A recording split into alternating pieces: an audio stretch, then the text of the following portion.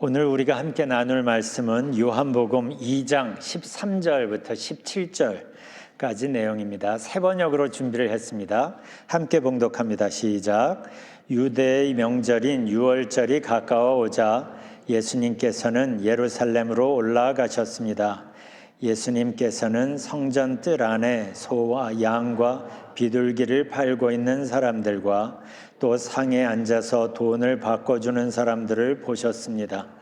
예수님께서는 끈으로 채찍을 만들어 양과 소를 비롯하여 모든 짐승을 성전 뜰에서 쫓아내셨습니다. 예수님께서는 돈 바꾸는 사람들의 상을 뒤엎으시고 그들 돈을 흩뜨려주셨습니다. 그리고 비둘기 파는 사람들에게 명령하셨습니다. 이것들을 여기서 치워라. 내 아버지의 집을 시장터로 만들지 마라. 이때 제자들은 성경에 주님의 집에 대한 나의 열심이 불처럼 나를 삼켜버렸다라고 기록된 것을 생각하였습니다. 아멘.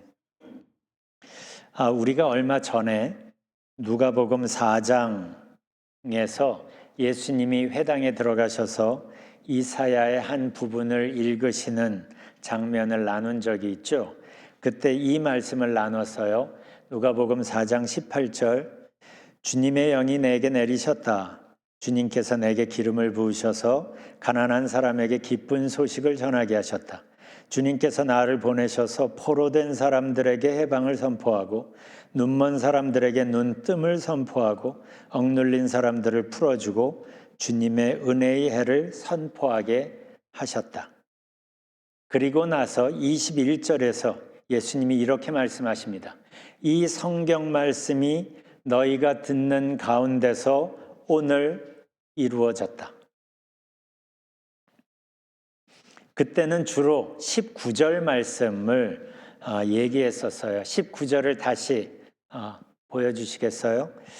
이 19절 말씀의 원문은 이사야 61장 2절 말씀인데 그때 이 원문과 비교하면서 예수님께서 주님의 은혜의 해를 선포하게 하셨다까지만 읽고 그 뒤에 이어지는 주님의 보복의 날 부분은 의도적으로 안 읽으셨다는 얘기를 했습니다. 그러니까 하나님은 주님의 보복, 즉 심판은 역사의 마지막으로 미루시고 우리 앞에 먼저 주님의 은혜를 여시기로 작정하시고 그래서 메시아를 보내신 거죠. 그러면 하나님께서 메시아를 통해 주시려는 그 주님의 은혜가 뭘 말할까? 그걸 설명하는 게 그 앞에 이어지는 18절이에요. 가난한 사람에게 기쁜 소식을 전하게 하셨다. 주님께서 나를 보내셔서 포로된 사람들에게 해방을 선포하고 눈먼 사람들에게 눈뜸을 선포하고 억눌린 사람들을 풀어주고 이 내용을 한 단어로 요약한다면 회복이죠. 회복. 이게 예수님께서 오신 이유이고 여기서 보여지는 예수님의 정체는 회복시키시는 분인 거예요. 여기서 우리는 예수님이 주시려는 그 회복의 의미와 깊이를 생각해 볼 필요가 있습니다. 왜냐하면 유대인들도 메시아가 와서 회복시키실 거라는 걸 알았어요. 그런데 그 회복의 내용을 자기들이 원하는 대로 해석했기 때문에 이스라엘을 로마로부터 독립시킬 정치적 메시아를 기다렸던 겁니다. 그런데 하나님이 준비하신 회복은 그거보다 훨씬 더 깊고 본질적이었죠. 하나님이 준비하신 그 회복의 내용이 사실은 복음서에 가득 담겨 있죠. 하나님이 준비하신 그 회복의 가치와 그 회복의 무게를 간접적으로나마 느끼게 하는 게 바로 십자가입니다. 이만큼의 대가까지 기꺼이 감당하시면서 우리에게 주고 싶으신 회복인 거예요. 그러니까 단순히 몸이 낫거나 이스라엘이 독립을 하거나 그 정도를 위해서라면 십자가를 지실 필요까지 없었죠. 그런데 십자가까지 감당하시면서 그런 엄청난 대가를 치르시면서까지 우리에게 꼭 주고 싶으신 회복이 있는 거예요. 예수님은 그 회복을 향한, 우리를 회복시키고 싶어 하시는 하나님의 열망을 하나의 사건을 통해서 강렬하게 보여주시는데, 그게 오늘 우리가 읽은 성전 정화 사건입니다. 이 사건을 이해하기 위해서 우리가 알아야 될 게 있어요. 성전을 바라보는 그 당시 이스라엘 유대인들의 시각과 성전을 바라보는 예수님의 시각의 차이입니다. 당시 유대인들은 성전을 잘 안다고 생각했죠. 왜냐하면 평생 그 성전을 왔다 갔다 했고 봐왔고 했으니까.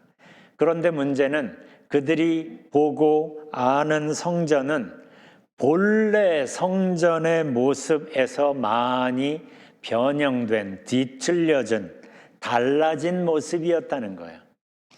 그들이 어렸을 때부터 봐온 성전은 이미 본질의 모습에서 왜곡된, 변질된, 망가진 모습이었습니다.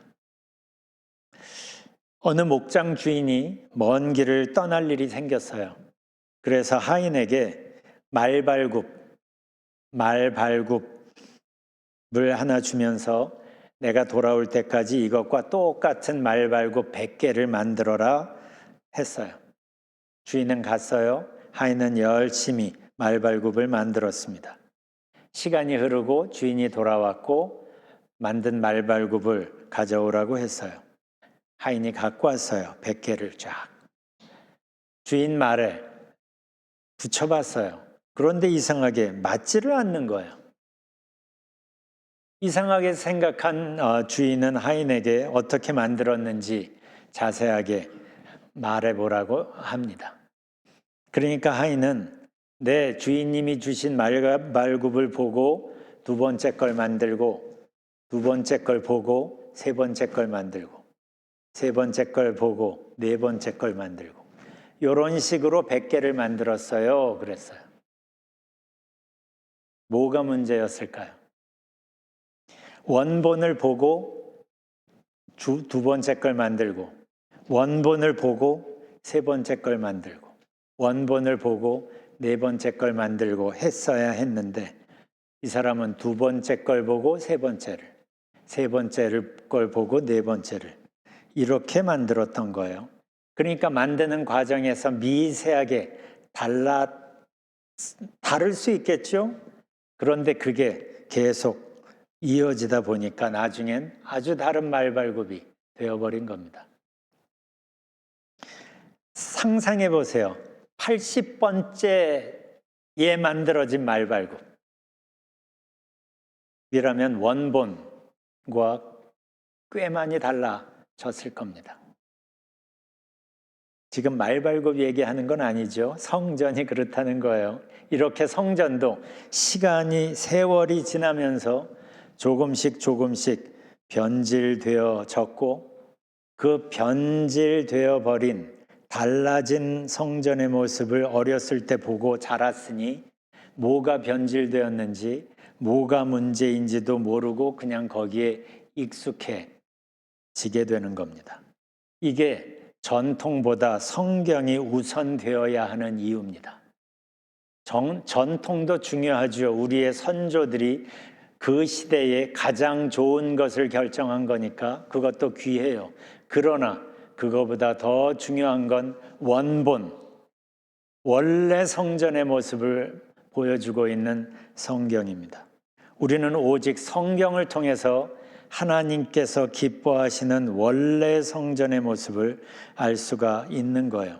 그런데 내가 어렸을 때부터 봐왔다는 것 때문에, 익숙하다는 것 때문에 내가 아는 성전을 기준으로 잡고 모든 것을 하게 된다면, 그렇게 해서 생긴 문제가 바로 오늘 본문에서 예수님이 속상해하고 마음 아파하는 이유가 되는 거예요. 왜냐하면 예수님은 아시는 거죠. 맨 처음 성전이 왜 생겼는지, 맨 처음 성전이 얼마나 귀했는지, 하나님께서 거기에 임하실 때 얼마나 영화로웠는지를 다 아시니까 지금의 성전이 얼마나 변질되었는지, 얼마나 본질에서 멀어졌는지가 보였고, 그래서 속상해 하신 겁니다. 그 속상함은 분노로 보일 만큼 강했죠. 그런데 사실 그것은 본래의 모습으로 회복시키려는 열망의 또 다른 표현입니다. 그래서 성전 정화 사건에서 보인 예수님의 분노는 사실 분노이기 전에 안타까움이고, 그 성전을 포기하지 못하고 원래의 모습으로 바꿔놓으려는 열망인 거예요. 그 회복으로의 열망, 그 회복 때문에 이 땅에 오셨기 때문에 그렇습니다. 우리가 오늘 분명히 할 것은 예수님의 관심은, 그리고 예수님이 속상해 하시는 그 대상은 사실 성전이라는 건축물이 아닙니다. 예나 지금이나 예수님의 관심은 항상 사람들, 바로 우리들이었어요. 그렇다면 한번 생각해 봅시다. 성전과 빗대어 우리의 모습을 한번 생각해 보세요. 우리는 우리 자신에 대해 잘 안다고 생각합니다. 그런데 성경은 다른 얘기를 해요. 우리가 아는 우리의 이 모습은 죄로 변질된 모습이라고. 하나님께서 맨 처음 만드시고 하나님께서 너무나 기뻐하셨던 그 원래의 모습은 따로 있다고.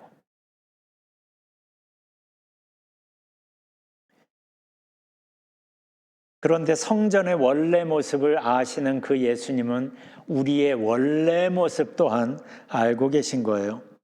하나님께서 우리를 어떻게 귀하게 만드셨는지, 그리고 만드신 다음에 얼마나 기뻐하셨는지, 하나님 안에서 우리가 얼마나 귀한 존재인지, 그 하나님 안에서 우리가 얼마나 엄청난 것들을 누릴 수 있는 존재인지를 하나님은 다 아시니까, 예수님은. 그런데 그 모든 것들을 다 놓쳐버리고 힘들게 스트레스 받아가며 꾸역꾸역 살아가는 우리의 모습이 너무 속상하신 거죠. 그래서 우리를 원래 모습으로 회복시켜 주시려고 이 어둠 속으로 찾아오신 것이고, 그 회복을 이루고 말겠다는, 그 회복을 향한 당신의 열정을 단적으로 보여주는 게 성전 정화 사건이에요. 이것은 예수님의 그 마음의 표현입니다. 생각해 보세요.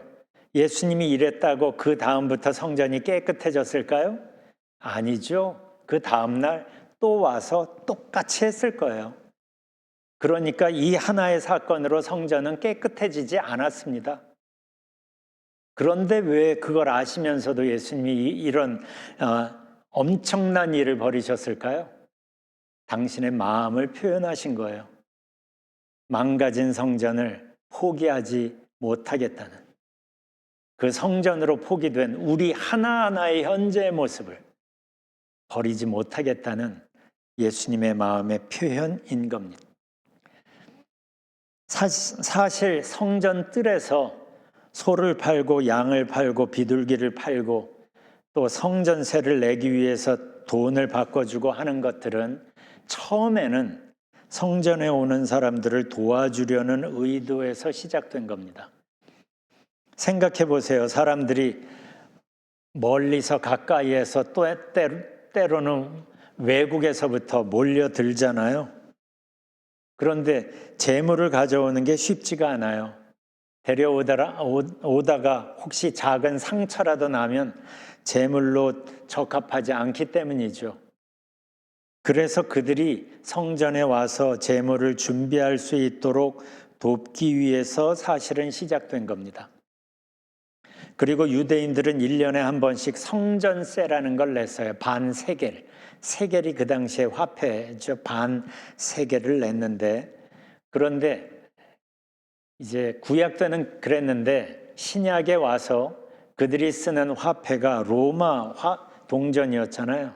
근데 그 로마 동전엔 로마 그 가이사 황제의 얼굴이 새겨져 있었어요. 그런 동전을 성전세로 하나님께 드리는 게 적합하지 않다고 생각했던 거죠.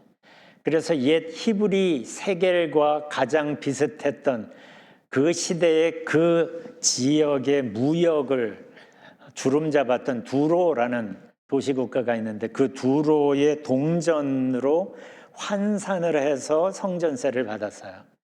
그래서 환전상이 있었던 겁니다.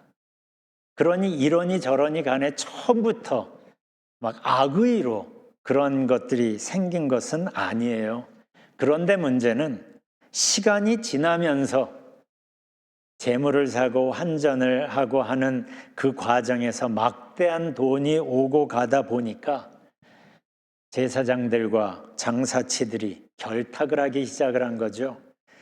그래서 사람들이 어떻게 조심스럽게 가져온 재물을 꼬투리를 잡아서 흠을 잡아서 다 불합격을 시키는 거예요. 그러면 그 뜰에서 살 수밖에 없잖아요. 그러니까 비싸게 판 거죠.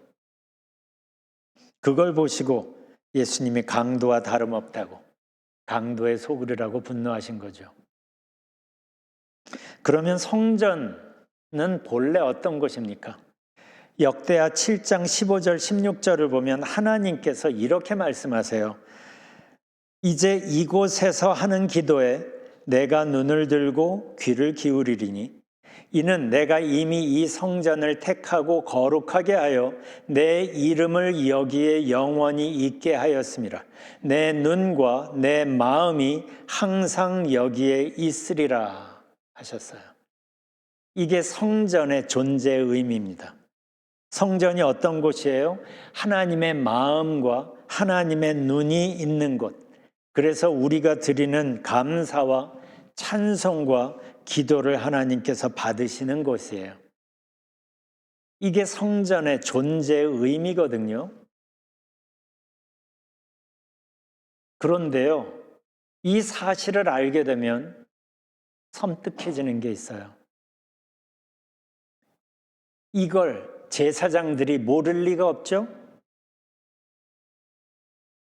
그런데 어떻게 그들이 하나님의 눈과 하나님의 마음이 있는 곳에서 장사꾼들과 결탁하고 그런 일들을 버젓이 할 수 있었을까요?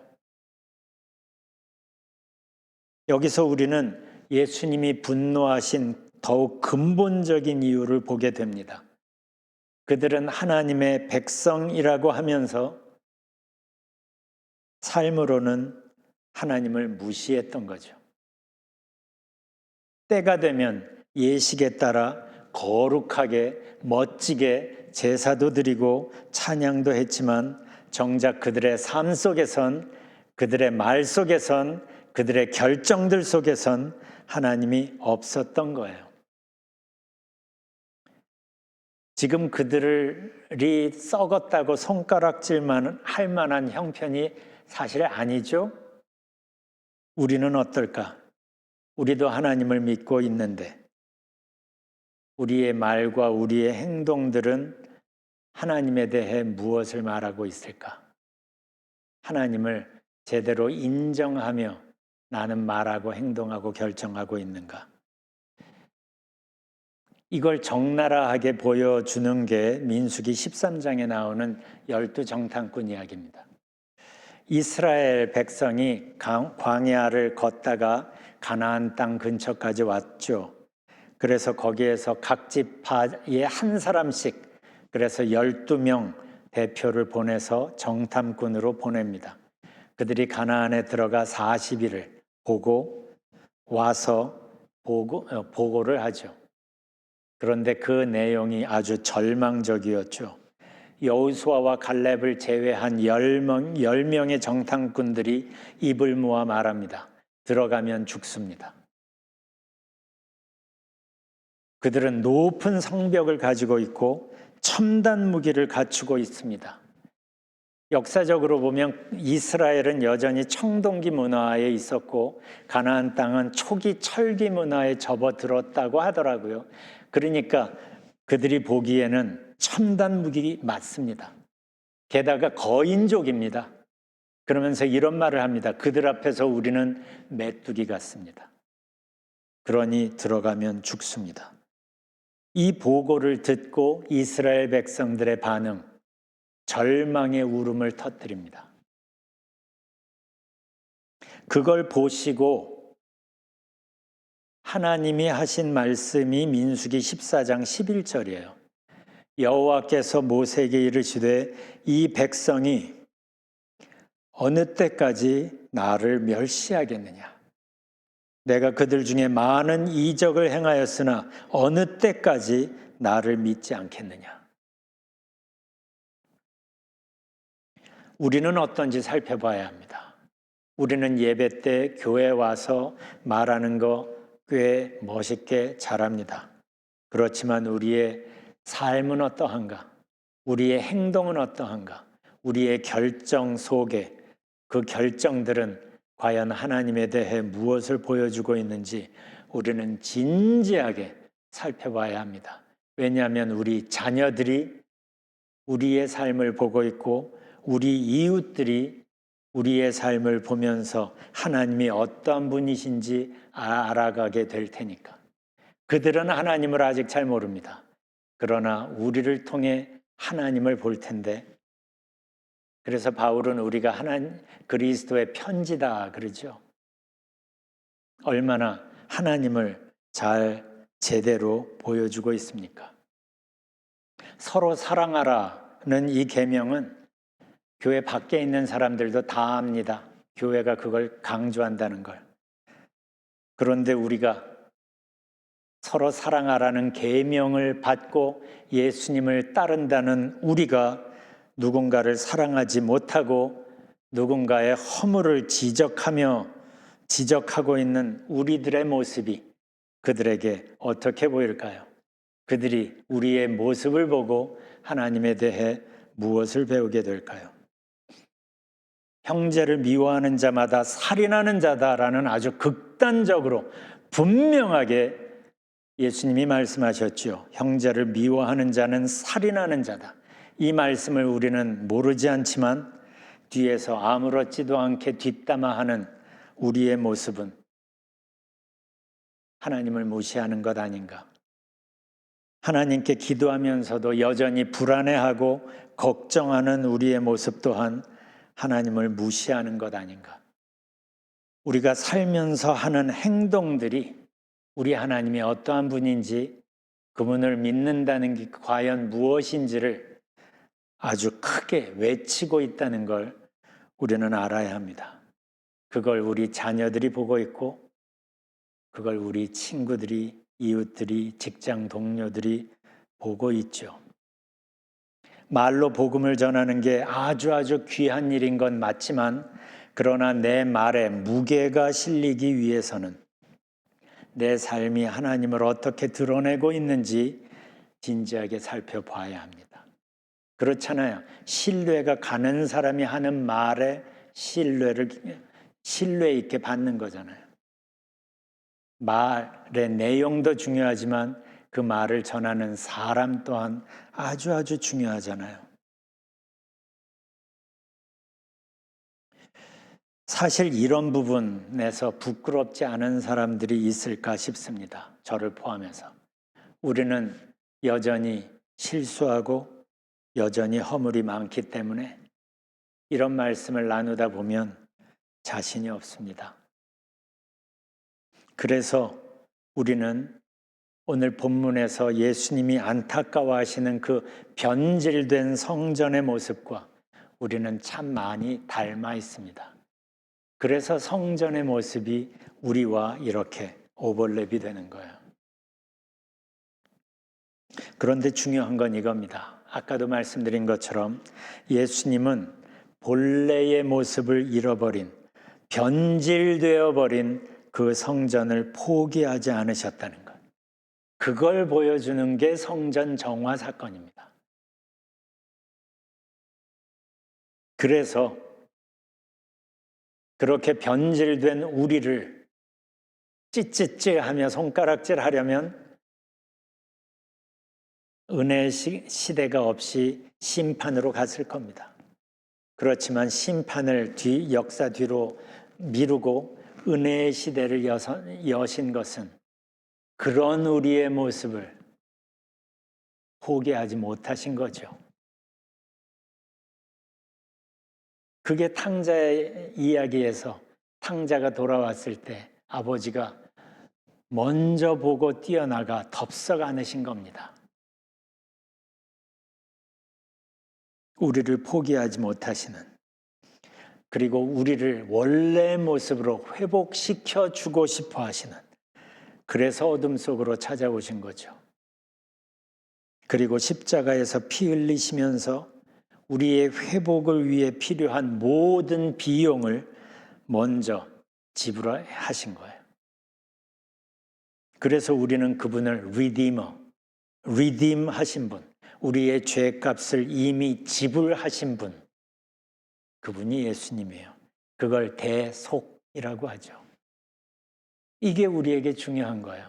그 대속 때문에 소망 없는 우리에게 소망이 생기고 새로운 길이 열린 거예요. 용서만이 아니라 우리에게 영생을 제시하시고 풍성한 삶을 말씀하시고 당신께서 직접 풍성한 삶으로 갈 수 있는 길이 직접 되어주신 거예요. 그래서 우리는 예수님을 통해 하나님께 나아가고 하나님의 영생을 맛보며 누리며 살 수 있게 되는 거죠. 모든 비용이 이미 지불되었으니 우리는 예수님이 주시는 회복을 그냥 거저 공짜로 그냥 받습니다. 그래서 은혜인 거예요. 자격 없는 내가 받는 것이기 때문에 은혜라고 하는 겁니다. 그래서 요한복음 1장에서 생명의 빛이 어둠 속에 와서 각 사람을 비추었다고 했어요. 우리는 아직 몰랐을 때, 어둠 속에 있어서 뭐가 뭔지 몰랐을 때 생명의 빛이 오셔서 각 사람을 비추었다고 이야기하고, 신약 성경 맨 끝인 요한계시록 3장에서는 예수님이 이렇게 말씀하시죠. 한번 읽어볼까요? 띄워주세요. 시작. 볼지어다 내가 문 밖에 서서 두드리노니 누구든지 내 음성을 듣고 문을 열면 내가 그에게로 들어가 그와 더불어 먹고 그는 나와 더불어 먹으리라. 그 두드림에, 예수님의 두드림에 문을 열면 예수님과 교제를 시작하고 그분 안에서, 그분의 힘으로, 그분의 주시는 은혜 안에서 회복을 경험하게 되는 거예요.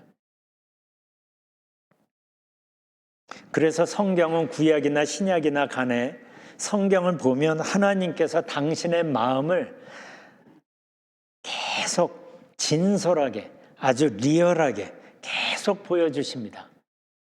첫 번째 여러분과 나누고 싶은 말씀이 예레미야 29장이에요. 같이 읽어볼까요? 시작. 너희는 내게 부르짖으며 와서 내게 기도하면 내가 너희를 들을 것이요 너희가 전심으로 나를 찾고 찾으면 나를 만나리라. 이게 하나님 마음인 거예요. 너희가 전심으로 나를 찾고 찾으면 나를 만나리라. 나를 만나리라. 너희가 기도하면 내가 들을 거다라고 말씀하십니다. 이사야 41장 말씀은 굉장히 유명하죠. 읽어볼까요? 시작. 두려워하지 말라. 내가 너와 함께함이라. 놀라지 말라. 나는 네 하나님이 됨이라. 내가 너를 굳세게 하리라. 참으로 너를 도와주리라. 참으로 나의 의로운 오른손으로 너를 붙들리라. 두려워하지 말라는 거예요. 그래서 그 뒤에 이사야 46장에서는 이렇게 말씀하십니다. 읽습니다. 시작. 너희가 늙을 때까지 내가 너희를 돌보겠고 너희 머리가 휘어질 때까지 내가 너희를 품어주겠다. 내가 너희를 지었으니 너희를 돌보겠다. 너희를 인도하여 구원해 주겠다. 특히 머리가 하얀 분은 이거 외우십시오. 이렇게 말씀하시잖아요. 너희 머리가 휘어질 때까지 내가 너희를 품어주겠다. 요한복음 15장 11절에선 예수님이 이렇게 말씀하시죠. 읽습니다. 내가 너희에게 이러한 말을 한 것은 내 기쁨이 너희 안에 있게 하고 또 너희의 기쁨이 넘치게 하려는 것이라. 내 기쁨이 너희 안에 있게 하고 그래서 너희 기쁨이 넘치게 하려는 것이라는 거예요. 이게 예수님이 우리에게 주고 싶으신 거예요. 예수님의 기쁨을 우리 안에 주시려는 거예요. 그래서 우리의 기쁨이 넘치게 하고 싶으신 거예요. 왜 이렇게 아주 리얼하게 당신의 마음을 구약이고 신약이고 간에 계속 말씀 드러내 보여주실까요? 우리를 놓치고 싶지 않으신 거예요. 저 말씀을 하시는 그 대상은 누구예요?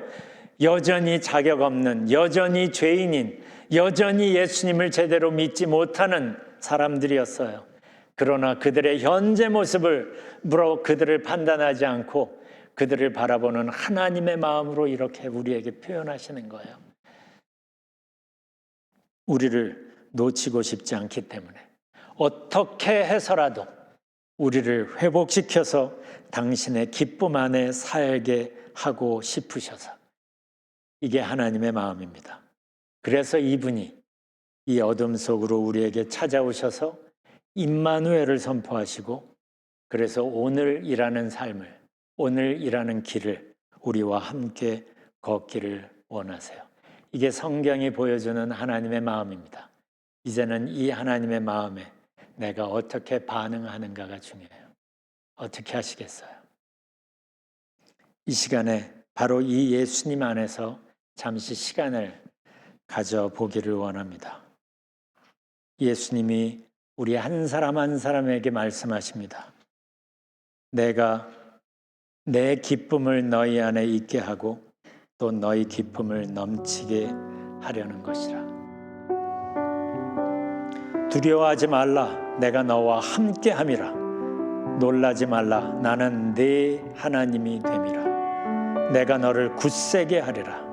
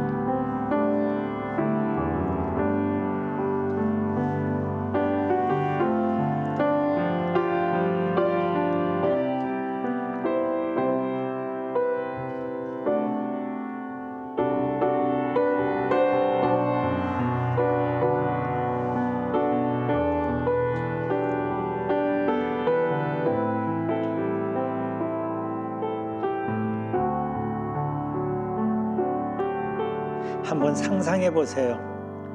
탕자의 아버지가 달려와 탕자를 덥석 안으신 것처럼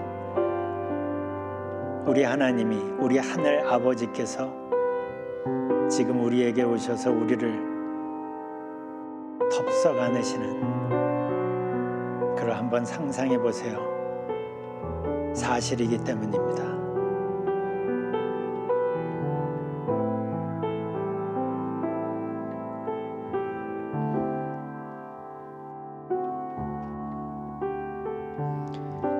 하나님, 우리가 하나님을 믿는다고 하면서도 변질되고 오염된 성전의 모습처럼 하나님 마음을 힘들게 한 적이 얼마나 많이 있었는지요. 교회에서는 집사처럼 권사처럼 거룩한 척 하면서도 실제 삶 속에서 뭔가를 결정할 때는 5만 가지 생각이 우리의 마음을 스칩니다. 때때로 하나님 마음을 힘들게 한 적도 많았습니다. 그런데도 우리를 포기하지 못하시고 우리를 찾아오시는 우리의 마음속에 생명의 빛을 비추시고 덥석 안으시는 하나님 감사합니다. 이제라도 임마누엘 하나님과 함께 동행하며 함께 살아가기를 원합니다. 삶 속에서 만나는 5만 가지 자극 앞에서 혼자 결정하지 않게 하시고 하나님과 함께 결정하며 하나님과 함께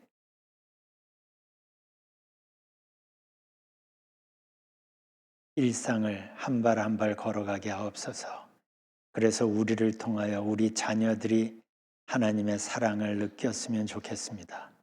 우리를 통하여 우리 이웃들이, 친구들이 하나님의 평화를 느꼈으면 좋겠습니다. 성령님, 그렇게 우리를 인도하여 주세요. 그렇게 우리를 사용하여 주세요. 예수님 이름으로 기도합니다. 아멘.